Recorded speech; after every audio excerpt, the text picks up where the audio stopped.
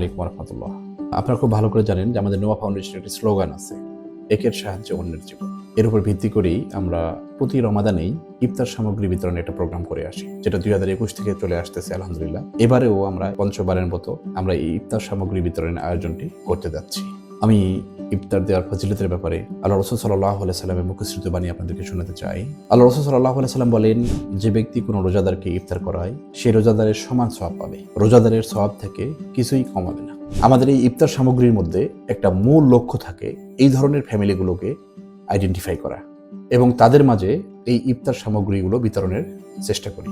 সুতরাং যদি কেউ আপনাদের আমানত, আপনাদের রক্ত ঘামানো টাকা আমাদের নোয়া ফাউন্ডেশনের ইফতার সামগ্রীতে দিতে চান, আপনার এই একটি আমানত হতে পারে কারো রোজা ভাঙার আনন্দ।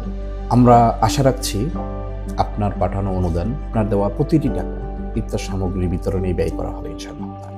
এই অঙ্গীকার আমি আপনাদের করতে পারি। আলহামদুলিল্লাহ, আপনি যদি নগদ থেকে অনুদান দিতে চান এবং বিকাশ থেকে ডোনেট করতে পারবেন, পাশাপাশি আমাদের ব্যাংক অ্যাকাউন্ট নাম্বার আমাদের দেওয়া থাকবে, আপনারা আপনাদের অনুদানগুলি পৌঁছায় দিতে পারবেন।